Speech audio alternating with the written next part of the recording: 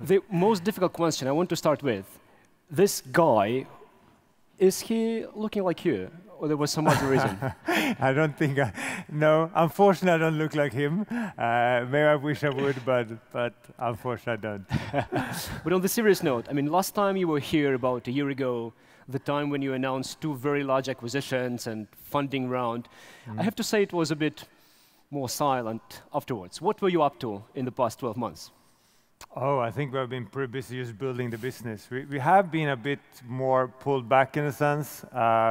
I think we were the first one when we go into acquisition, M&A, we were early at doing these things. I think these days there are more companies doing so. That also drives prices, that also drives things up. And we just want to be very conscious when we do something, that we actually add value to it. And we haven't seen any deals, or significant deals where we saw that value. So therefore, I've been heads down, building a business, and pretty happy. On the business side, we discussed yesterday, with Uber, how the successful startups are being disrupted themselves. And we have these days Deliveroo, Take It Easy, other people trying to disrupt your business. We know you have Foodora, not so secret weapon anymore. Can you please tell us more about it? So I think it's great. I think the whole industry will be disrupted, either through us or someone else, and I think that's also what we're building. And we of course we are aiming to make profit and all. That's the main purpose of a company from an investor point of view. From our point of view, in getting there is actually build a really good service and build something that people love, that customers love, and I think that's the best way of building that. So I don't know, either they disrupt us or we disrupt ourselves. There will be disruption in the industry. And I think when you look at Foodora, is one of those where we significantly improve the service for our customers, where we can deliver much faster, better quality, and so on. So in how many countries is this right now, Foodora? We're probably covering roughly 10-ish countries for Foodora. Yeah, I think we're leading most. Are you prepared to share some more of that? Travis said yesterday, 40% of our business is Uber Pool right now in San Francisco. It's a bit similar, isn't it? So this is still a very small portion, and I think in general there's still a lot to be proven in this business model. There's still no one making profit, and we know our competitor, they lose a lot of money.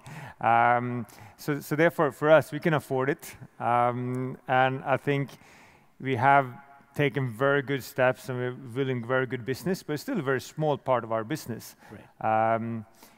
Of course, if we look at from what we spend money on, we are profitable now as a delivery hero from the marketplace side. We then take the profit increasingly so into this business. So I'm very glad to hear. I mean, you want to be profitable and you are profitable as a shareholder. Although, this is debate, growth versus profitability, I think it's something that this year have become very important for a lot of the companies, and many of them are saying, we grow a little bit less, but we want to be more profitable. Maybe you can advise, people in this audience, what is the right balance between the two? It's a tricky question. It's very different from company to company. I don't know where they stop and how much they trade growth for profitability. I think for us, we came in a very good timing. We actually grew ourselves there, and maybe it fits with the timing on the market, but it's actually how we have built our business. We have built a lot of scale in order to go to that profitability. And if you look at the growth that we had in Q1, it was higher growth than we have had since 2013 on a year-on-year basis. Like for like, meaning including acquisition and so on, like for like, the growth has been higher than we've ever had in Q1 since 2013. So I don't think it's necessarily have to be a trade of growth profitability. Right. We have grown very fast and we have moved very fast into profitability at the same time. But you have to hit the right moment when you can do so. You need the scale to win. Congrats on that. And also, in the meantime, you're managing the business in over 30 countries, that I think is quite amazing. I wonder, what are you doing when, somewhere in Brazil, somebody get, bad pizza and is not satisfied? How do you manage all of these countries? Always when it comes to building businesses, you need a great team. I know it's very cliche and so on, but you really need the best team. Secondly, what I think we have been very good at is we have found a good mix between autonomy and local and central. For us, it's very local, actually. So we want to give a lot of autonomy. We want to have the best team in the markets, and we want to build that autonomy. They will figure out how to deal with that. At the same time, making sure that we have the data at any point in time in any way and form that can help our business. So that means, if that means number of restaurants not getting, or number of customers not getting the good food at 8 o'clock in the evening in Brazil, that will be the data we'll have, and we will be able to see it. So I think the combination of having autonomy, making sure that teams really can work, stand along to win and build a good customer service, combined with this data, and the way of communicate is always on the same level because we speak about the same language. It's data, and that's how we do it. Right. I think also some of the countries you acquired already with established, teams and processes, and it's really exciting. I mean, how many acquisitions you made. We see right now more companies following your path. Dog Planner recently announced the acquisition of Dr. Alia and many, many more. Can you maybe also share with the people in this room what could be your advice on how to do it correctly? I think you have to be very clear what you want and what the value is that you're generating. I think just acquiring company for the sake of acquiring, that's just financial engineering. That's not what we do. That's not what I think, that's private equity. We build businesses and we're entrepreneurs and we want to add value, we want to add a service, we want to improve it, we want to make it better. So doing M&A just for the sake of it, then go to private equity. So therefore, be very clear what you want to do. Be very clear what you can add to this business. Either that be synergies, either that be scale, either that be better way of operating the business, and I prefer that. That's a nicer type of acquisition, where you really see that we have a certain knowledge, we have a certain way of doing it that can actually add the value to this. So if you look at most of our acquisitions, waste majority has been like a couple of million to maybe 10 million. There have been 2 or 3 big ones, but the waste majority has been very small team in markets, very good team members, and we didn't really care for the orders. We just saw the team and the potential of scaling and apply what we are good at.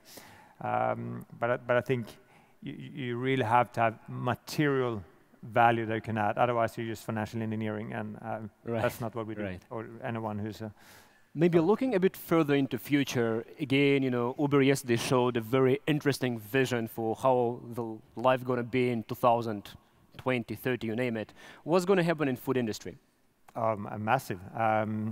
I hope that we can really make a massive difference and make a change. I think the industry as such is super inefficient. I don't know, just knowing that 80% of the population don't like to cook, and still they cook most of the meals. Maybe they do 2 out of the 100 orders a month for us, but they still do 98 in a different way and form. And of course, there is efficiency. People don't like to cook. People don't want to cook. People go to the grocery, they go back, they spend time. So kitchen and the way it's built will be different. There will be smaller kitchen, will be way more restaurants, there will be shorter delivery distance, there may be drones, there may be other ways of doing it. There will be, we want to make it so efficient that you shouldn't bother cooking because it's inefficient and it doesn't make sense. And 80% don't want to do it. We wouldn't even notice how this food, arrives to our table, I guess. Yeah, and we have to make it so good. I don't know, it should be there, 15 minutes. I don't know, why should it take longer?